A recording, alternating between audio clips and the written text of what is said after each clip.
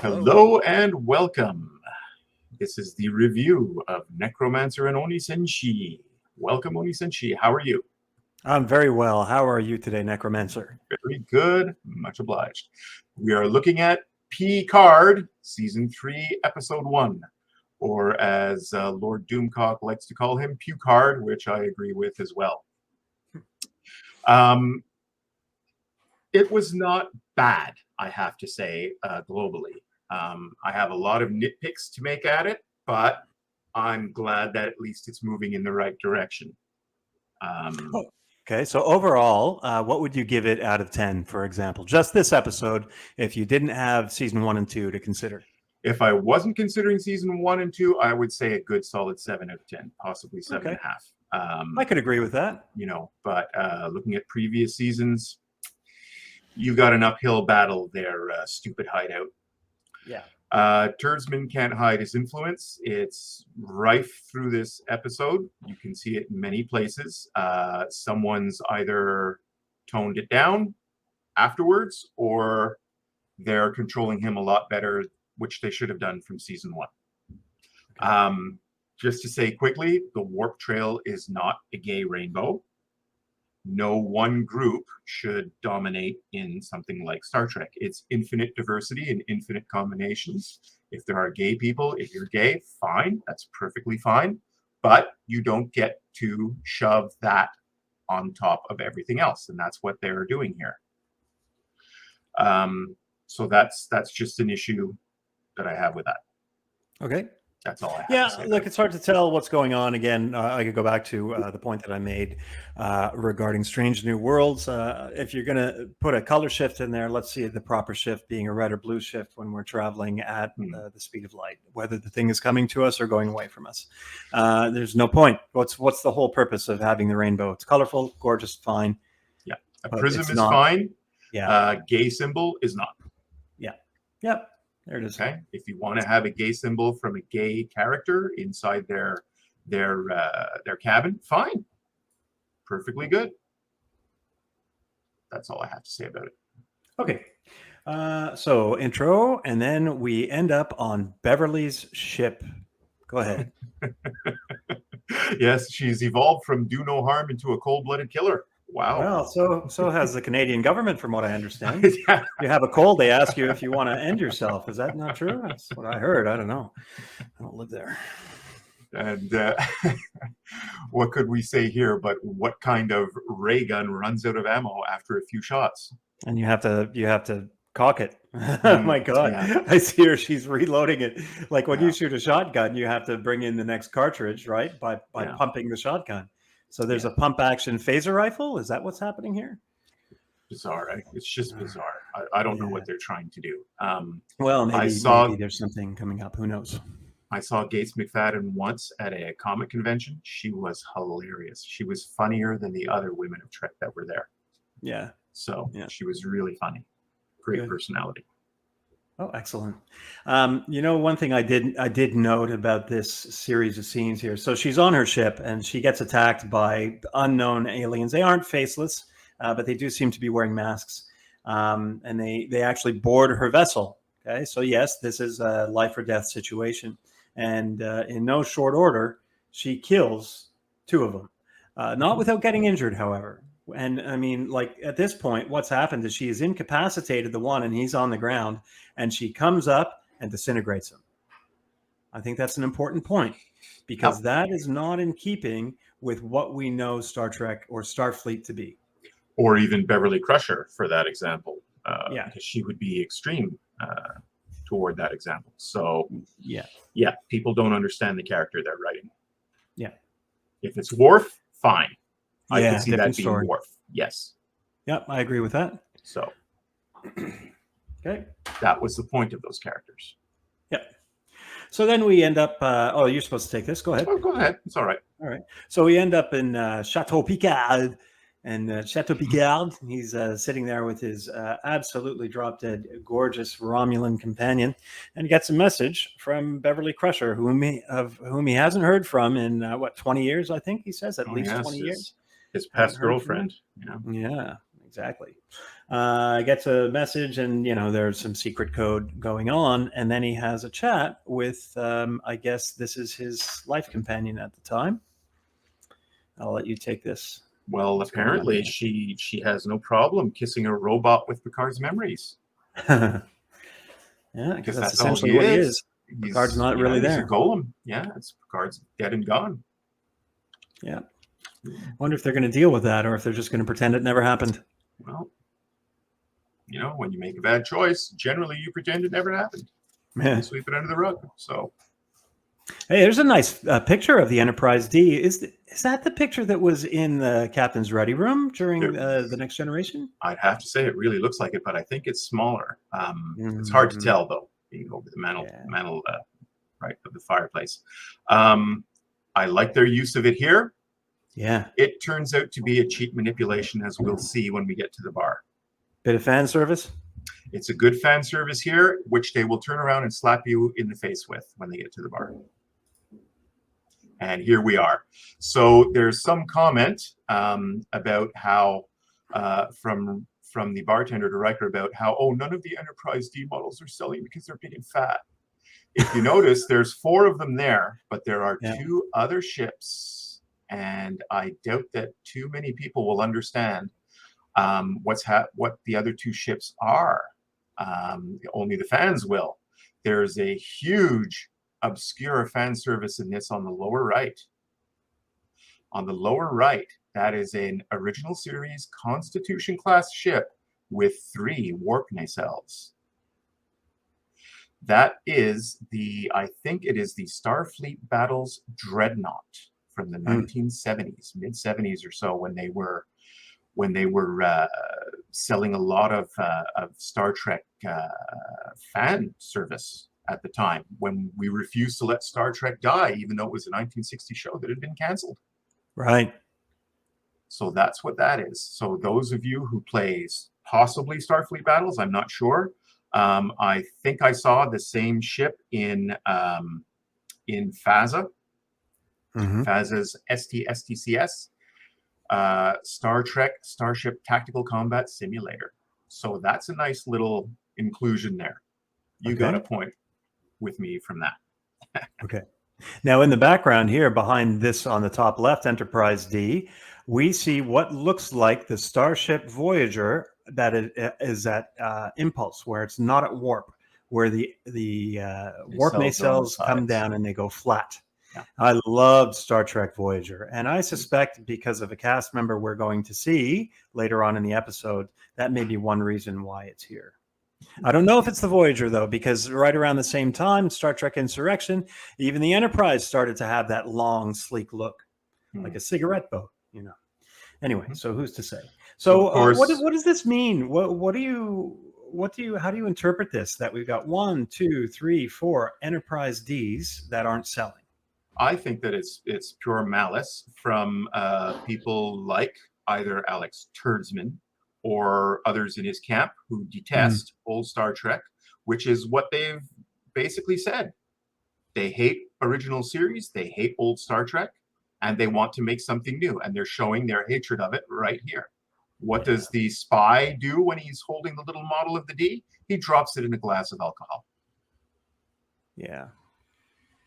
And it's not the first time we get a little jab at that. That's coming up also later. That model that he drops in the glass reminds me of when Star Trek: The Next Generation originally came out. I was in my mid-teens, I think, at that time.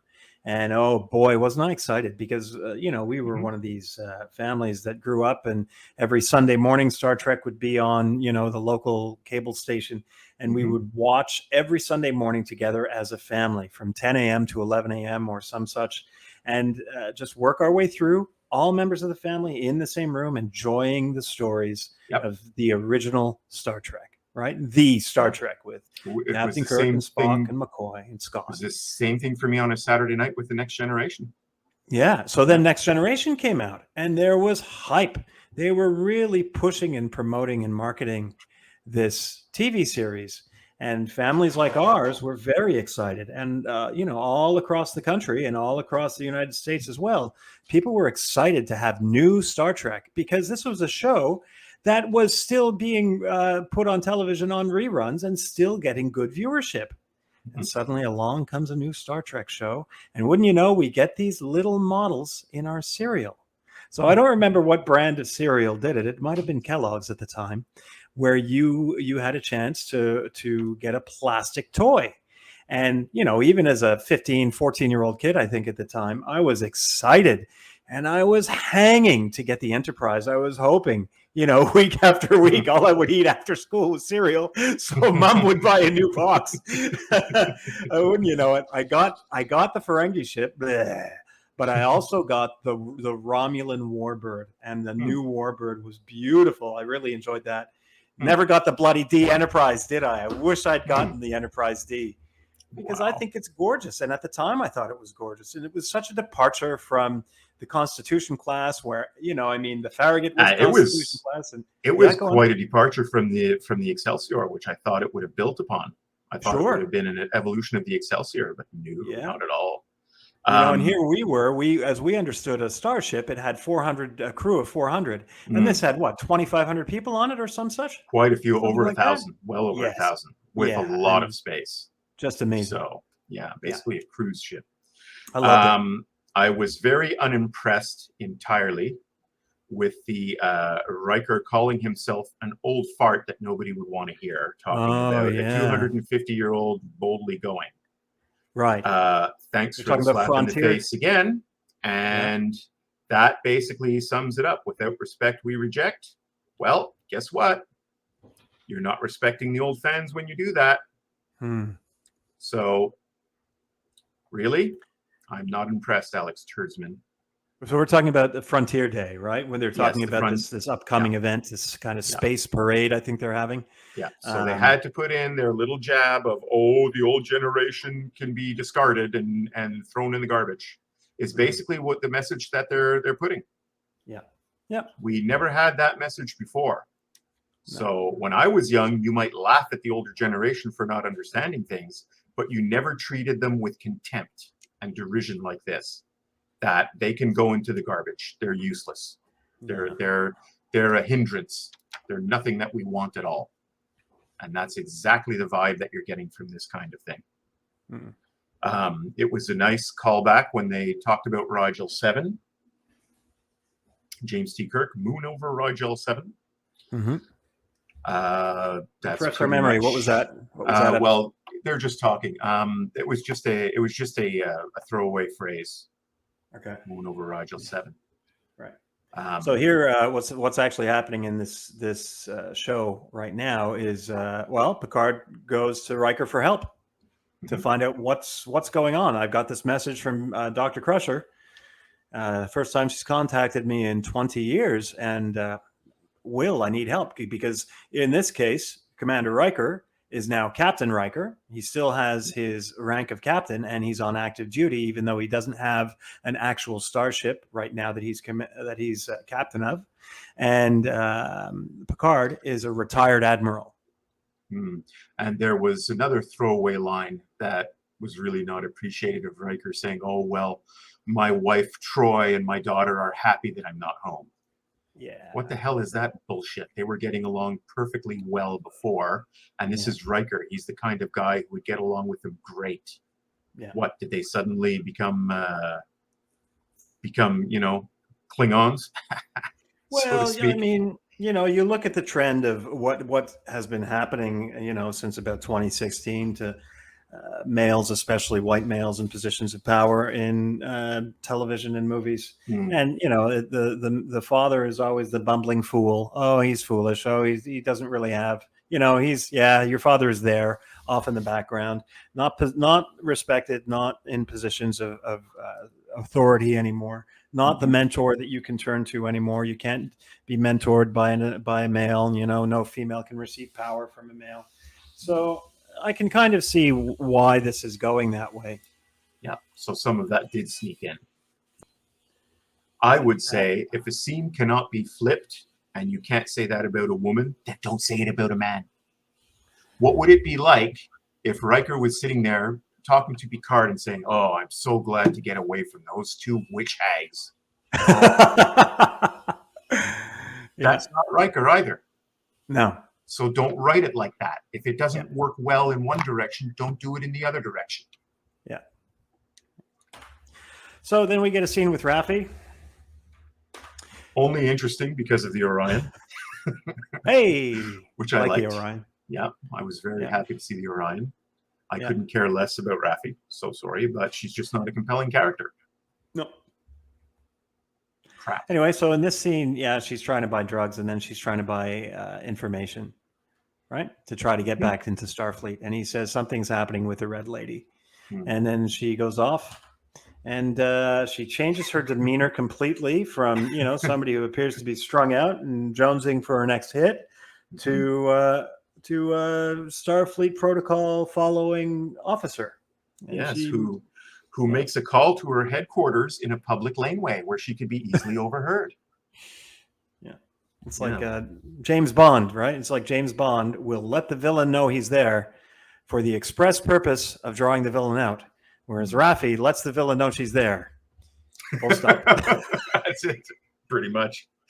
Because it's badly written, I would say. Yeah. And then what does she do? She drops the drugs in the middle of the street. How much money was that worth? Anyway, and then she asks for more money. Let's not forget that. From Starfleet. Yeah. Or Section 31, probably. Oh. Nice space dock. Very pleased with this. I like how they've designed it further. And it's evolved since we first saw it in the film Star Trek III, The Search for Spock. Music inspired by Star Trek III or ripped off. You decide. Yeah. What I like about the music is that it is authentic Star Trek music. I don't care who composed it. I don't care if it's copied off the original, movies, the cinematic experiences. I hear it and it fits. And not only does it fit, it pays homage to what came before musically. It hits the exact beats that it's supposed to hit. And when when whatever ship, which is the hero in this series, is revealed, it sets the tone the way Star Trek always has. Well, that's quite well said, I'd have to say. I don't appreciate the petty manipulation, but if you feel good about it, then it succeeded. I would say they succeeded with that. Bro, a hand job's a hand job.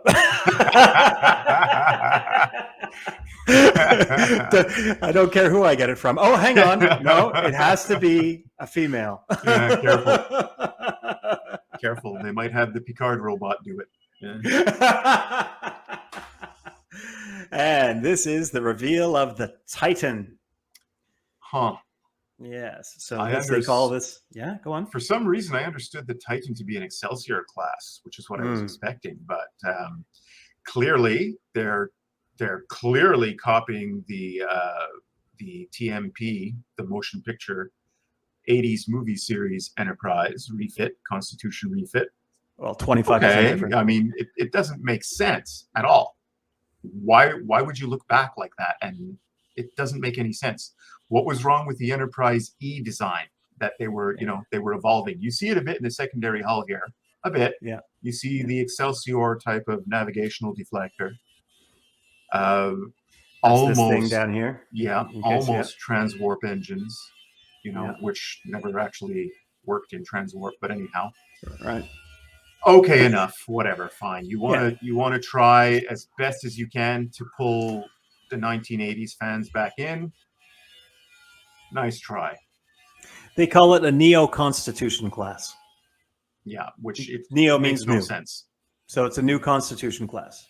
Yeah. Okay. I mean, it simply makes no sense. Why are you doing this? You're trying to draw back in fans from the 80s. If it's not logical in universe, then maybe you shouldn't do it. Yeah.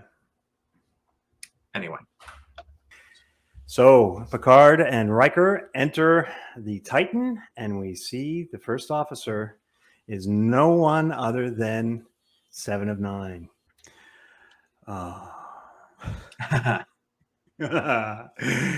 Yeah, that's probably exactly how I'd react if I were ever introduced to Jerry Ryan. It would just be one of those. Like that's never happened before. Girl. Pretty lady. Yeah. And my mouth would stop working, and oh my gosh, my knees would turn to jelly. I mean, even playing the character of Seven of Nine, which is, as abrasive as a frickin' a cheese grater. Quite Hmm. frankly, not the nicest personality going. A little convenient, isn't it? I suppose they had to have some way to get her on there. I wouldn't have done it that way. She could have simply been posing as an attaché to Picard. That would have been a bit better, but I suppose they needed someone to get them out there. They could have done it with LaForge's daughter out of pure loyalty. She could have I done sure I sure wouldn't mind being attached to Jerry Ryan. it. She I could tell you sing. what. Could she ever sing? They Oh, I showcased it twice in know. Voyager. What a Yeah. voice. I don't know if Oh. they did all kinds of post-production or whatever. I really don't know, but No, I've heard her before. She can sing. wow. Yeah. Really something. What a package. Fine-looking woman, able to sing. And when she played several parts where she was receiving personalities that were held inside the Borg during one episode of Voyager. Right. Was she ever versatile, switching from one character to another? Fantastic acting skills, really good. So, having said all of that, these are assets that that are not initially transparent. And for those of us at the time who were watching Voyager, and we had that little Ocampa Kess before. I mean, she was the closest thing to the gorgeous female on board the Star Trek Voyager. We had Kate Mulgrew as Captain Janeway, and we had Kess. And God, I don't know. It depends on if you have a forehead fetish or not. Whether you like the chief engineer Torres. Milana Torres. So the Ocampa was fine, and then it just became so transparent. Once we got about 4 episodes in, and she got all the Borg implants off, what they were actually doing with Jerry Ryan. The silver suit that she wore in the first couple of episodes, where she gets out of the Borg implants, and she ends up with this eyepiece and this hand, this glove thing on her glove and thing on her cheek, was so tight that she actually passed out a few times on set. Yeah, because she couldn't breathe, and who knows, maybe it restricted blood flow as well. So then they logically changed to still a very tight but a bit more breathable costume. And boy, we knew what they were doing. We knew why she was there. But oh my gosh, did it renew interest in the show for everybody who was flagging at the time. Well, right? Gene Roddenberry was right originally to put Nichelle Yeah. Nichols and his own wife into miniskirts. That's right. Yeah. That's right. We know what you like. Well, let's not, and telling us that it's evil to be male, and saying that the male gaze is toxic. You can say that and tell us that all you want. It's not going to change how we're wired. Not going to change how we're wired. So it's completely transparent and obvious what they did in Voyager. It's completely transparent and obvious to me what they're doing right now. And I got to tell you, it's working. I'm on board. So I have no, ethic and moral objection, or even an objection to how convenient it is having her on board. I'm just glad to see her like she's an old friend. Totally. Yeah. It's a better show with her in it. So she takes them to the Captain Shaw, who was unrealistic. He just comes on as so strongly as a hostile asshole who is insubordinate. I really have the feeling that this part was originally written to be a woman. If you take that dialogue and you put a female in its place, that's season 1 and 2 of Picard. And that's certainly Discovery, although I call it Discrapery. I think that's what happened. At the last moment, they said, oh my God, we better put in a man in that spot, or people, all the fans are going to be done with Star Trek entirely. Coming from a man, it's no better.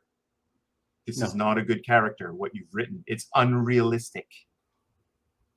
Did Picard ever act that way? No. Did Kirk ever act that way in the original series? No. He may have not liked ambassadors or admirals, but he towed the line with etiquette. One Commodore wanted to cross the neutral zone to get into their area quickly, which the Commodore wouldn't do. It was badly written in season 3, I think, but it was done. So that's not what this captain would do if he was written correctly. Yeah. He might show that he was cold, as Commander Sisko did in the opening movie of DS9. Oh, yes. With Picard. That's how you do it. Yeah. Not like this. This is So just this goes, straight out rude, clapping Riker on the shoulder. Straight out rude. That's not acceptable. Telling an admiral no to his face. And Picard should have simply said, I beg your pardon.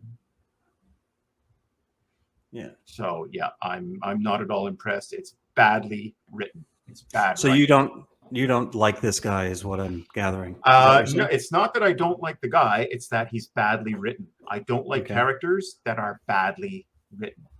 If you look at all the characters in Discrepancy, they're basically all badly written, horribly written. And I didn't watch much of season 2. And season 3 I ignored, and season 4 I don't even know if it's out or not. I really don't care. If there is, it doesn't matter. I didn't even watch a single bit of season 3. So from what I've heard of it, it's utter crap. So no, I'm not going near it. It's not Star Trek. I don't want to see season 1 of Picard again. I don't want to see any of season 2 of Picard again, which I didn't see all of the episodes. So, you know, this episode, I have no reason to watch it again. Right? There were a few nice things, but there's no reason to watch this again. Guess what I will watch once in a while? I'll go back and watch the original series. Some of the good episodes. Yeah. Certainly. Yeah. So when it comes to this captain, so I've got some inside information from somebody who was able to watch the entire 3rd season. And he says this is one of the characters that actually has a character arc, a development arc. So I'm going to stick with it. I'm not going to completely switch off because of this, because I think this character is set up for you to hate at the beginning. And boy, does he do a good job of making you hate him for exactly the reasons you said. That he's poorly written. This one. Or that he's unrealistically written. Unrealistically insubordinate. Sure. Yep. Hostile. Yeah. Unrealistically, it's unrealistic enmity. Yeah. It would be as if Riker had shot his cat and slept with his wife. Seriously, that's the way he's treating him. That's the way he's treating Picard. So, unless he's married to that Romulan agent, like they're unwelcome guests, right? Yeah, it's just insanely bizarre. Sticking them in bunk beds, it's no, just no. Inviting them to dinner and then eating before they even show up. You don't do that. Yeah. If this captain likes things to be so proper and so straight and so in their place, that's the one thing he wouldn't do. He would do everything proper, even though he detested them from the get-go for whatever reason. Yeah, and he mocks the season. He mocks the Next Generation, talking about all their action and shooting and crashing. No, the Next Generation was actually not much of that. It was very rare, and when that did happen, as a teenager, I would say, "Yeah, hooray!" No, Picard was a diplomat. Picard was a diplomat first, right? He was not the action cowboy, right? Last action hero, whatever. He was always measured, always like a manager of a major corporation or a major organization. He was thoughtful in TNG. Anyway, that's a conversation for another time. They can go back. The only other thing to mention here is apparently the ships can't afford good lighting. Oh, yeah. Everything is gray. What the hell? This is like, what's happened? Has the human eye undergone some incredible evolution whereby we can see in half light, and that, bright colors don't make us feel good inside anymore? Maybe that's this guy's problem. Maybe that's why he acts like he's got a stick up his butt, because his ship is so effing dark. Wow. Are they trying to go in the opposite direction of JJ Jerk having the Apple Store enterprise? And Turd Prize in his movies? We need some color, and that's one thing I really liked about the original series, It's so colorful. It's so vibrant. You Mhm. know, the oranges in the hallway. Yes, you have your your hull gray, sure, but there are splashes of very intense color throughout the Enterprise. Yeah. So Um, yeah, really, yeah, yeah. Colored shoot me, lights, guys. Yeah. beautiful, vibrant colored lights and buttons throughout the bridge. You Mhm. know, fantastic. Love Yeah. it. Even when And it was the primary colors. motion, yeah, even when it was the motion picture era, there were a lot more color. It wasn't nearly this dark. And you're Yeah, talking about the disco era. yeah, You know, this looks like a nightclub that he's yeah. And not a very fun one to be at. in. Certainly. Then we get another scene with Raffi. Do That's we all I even have to say about care? that. Do we No, even let's move care? on. I mean, there's nothing to care about. Let's move on. So what? Who cares? Going on to that insubordination, or moving on from that insubordination Mhm. comment. So this is one thing so two things in this make it, well, three things make this not Trek. I'll cover two right now. First is where Dr. Crusher kills an incapacitated sentient being. Okay, that's not Star Trek. Mhm. Violence, I agree. for the sake of violence, is not Star Trek. Two, the use of foul language, shit, the F Yep. word, no F bombs in this episode. Hell, if you don't tell me what the hell you're doing here, I'm going to put you both out of an airlock and not look back. Is something along the lines of how this line goes, Yeah. delivered McCoy by, was the one who swore, not anyone sure, else. and he'd say, "Damn, Yeah. damn fool," or something like that. Okay, so here's Jerry Ryan talking to these men she's supposed to respect in a very disrespectful manner to get them to do what she wants. That's not 7 of 9. So I'm And she's surprised she did it standing. this way. She's standing. Picard is sitting, and Yeah, she's yapping at him. yeah, So shades of season 1 and 2. yeah. Not welcome. This isn't. I don't know where she learned this behavior.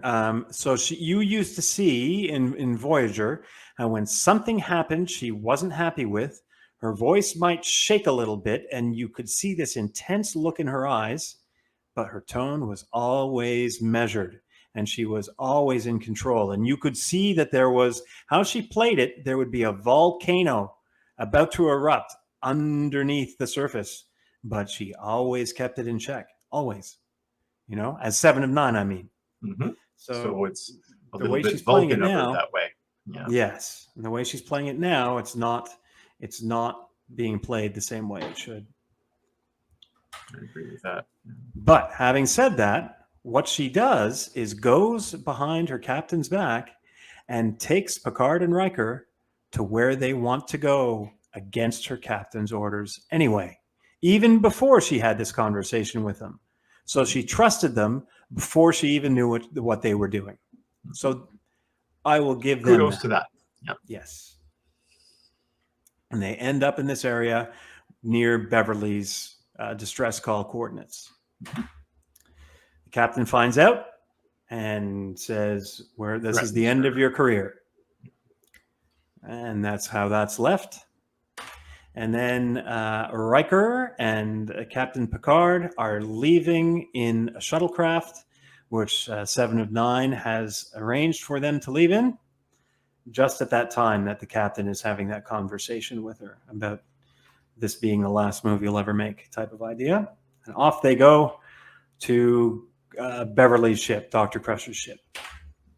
As that happens, Raffi comes to this planet, and you want to talk about this with a red Well, lady? she flies once she figures out that they're going to do something's going to happen with an attack at the Captain Garrett statue. That was a nice callback. I very much like that. Where's Captain Garrett from? Captain Garrett would be the captain of the Enterprise C from the episode of The Next Generation, Yesterday's Enterprise. Oh, that's right. Where she's injured, isn't she? Yeah. Yeah. So not much screen time, but memorable character. That's sure. how you write a good female captain character. Yeah. Yeah, Captain Garrett, quite good. I would have watched a series with Captain Garrett, and Sure. as the commander instead of Kate Mulgrew, I suppose, if that's what was going to happen at the time. All Raffi had to do was call the place, not chart a course. What idiot wrote that? She should be calling them immediately as soon as she's figured that out. You have a bomb threat. I'm going to be underway shortly. What is her tiny ship going to do by going there? Does she plan to intercept a beam or something with her ship? Would be good. Well, it's an undescribed threat, though, isn't it? Right? We don't know exactly what's happening with the Red Lady. We just know that something is happening with the Red Lady. We don't know that there's an attack that's happening. So, well, you know, I appreciate that she could have called ahead. Have done was called in immediately once figuring it out. Yeah. You do that immediately. Called ahead. Because You're right. You never know when the attack is coming. But she didn't know it was an attack. Is my point. It could have been anything. The way it was worded by the Orion. There's going to be a meeting at the Red Lady or something along those lines. Well, she did Red mention Lady is receiving something. Yeah, she did mention something about some kind of weapon stolen from the Daystrom Institute. Yes, other that's nice, true. Other nice callbacks there. Yeah. But okay, so you have a terrorist attack. Fine. Yeah. Okay. So what happens is it seems that they somehow open a portal like the video game portal below this. This looks like, I guess, some installation, some Federation. Yeah. Apparently, this is more quantum tunneling. I understood that's what quantum torpedoes do. So yeah. So it falls down into the portal and then falls down from above outside of the portal. Pew, pew. That's a big portal. There's the Red Lady statue coming up through the portal. Yeah, falling out from the portal. There it is. Okay. Next. Okay, so then that happens. As that's happening, then we have Picard and Riker. They end up getting onto Beverly's ship. There's no response to communications. They dock with the ship, enter the ship, and of course it's dark. And so we finally have some light, but it's a portable light being held by Commander Riker. They're investigating the scene, and they see the scorch marks that are evidence of the battle that took place at the beginning of the episode. And they call attention, special attention, to the ashes and say this was not caused by a phaser. So clearly we have an important plot development being run roughshod over us here by Captain Riker Exposition. That's right. Tell, don't show. Something to remember. Yeah. And as Captain Picard or Admiral Picard finds Dr. Crusher in some sort of cryogenic preservation tube to keep her from dying. And here we have an entire ripoff of Star Trek II. And I would say that is a ripoff. When you don't know how to write and you have to plagiarize much better writing than you can do, that's ripping it off, even if you do own the license. How did I have a question? How did Captain Picard get so young so quickly? What do you mean? In well, what way? It's clearly Captain Picard holding a gun on Admiral or Commander Captain Riker's neck. How did he get so young so quickly? Another clone. Another clone. Maybe he's a clone. Hang on. Beverly hasn't been speaking to Jean-Luc for 20 years. How old does this guy look? Doesn't look that old, eh? Clearly, that's a total ripoff of Star Trek II. Is this where we're going? Absolute. Carol Marcus. And what are they doing? They're trying to copy it beat for beat without thinking, is it logical? What kid is going to want to shoot two humans who have come aboard your ship, right? After you've been running away from aliens that your mother had to vaporize. Yeah. So when you write he knows scripts, he's being hunted, right? Yeah. When you write scripts that have no logic, it's going to show through. Yeah. So maybe don't do that. Probably bad writing. So he knows he's being hunted, and then he accuses Riker and Picard of leading them right to us. Do you have anything else to say before we reveal who's what do we led see? right to we us? See a pretty beautiful bad guy. Yeah. Nice design. Yeah. I must say, that's quite a nice design. I like it. A little reminiscent of the Narada. You can see elements from other Star Trek ships, like the rear of the Ferengi in season 1 of the Next Generation, right here where the mouse is. I don't know if you can see it moving back and forth there. We do have a navigational deflector here in this area below. So that's a callback to a Federation type of design. That's not something you often see. The Enterprise D. Yeah, and then you Yeah. have these kind of. This is kind of reminiscent of the Narada, which was the Mhm. first JJJJJJJJJJ Enterprise Star Trek movie, right? Yeah. A little reminiscent. That had a lot more, pointy Projections bits coming on off it of it. Yeah. than this one. And then you've got this kind of pincer type of. That's probably the only original thing on there that I see. They've also ripped off Star Wars with the X-wing design. So. Is it worth watching episode There it 2? is. Sure. Yeah. So I am told that somebody says Robert Meyer Burnett said give it 40 minutes, and Gary from Nerdrotic, Gary Beekler says give it 2 episodes. And both these guys have seen the whole season. So RMB is a bit more tolerant of what Kurtzman has done than Gary is. So I think Gary's probably the guy I'll listen to. We will see what's going on here. Yeah. So far, it's passable. Yep. It's passable. There's a lot of things not to like about it. Well, here's the thing. There's a lot of Star things to Trek, like about it. Honestly, Yeah. there are a lot of things to like about it. But Yeah. there's a lot of things not to like about it. So my third point about Star Trek is that it is called Star Trek. It's supposed to be about exploring the galaxy. Strange new worlds, new life, new civilizations to boldly go where no man has gone before. It's supposed to be about that. It's not supposed to be star crisis management, star, what's the other thing? Diversity. Freaking identity politics. Yeah. Star That's what I meant. feminism, star male toxicity. It's not That's supposed to be those things. It's supposed to be about exploration. So while this is a character-driven show, sometimes it's star solve a mystery, but rarely.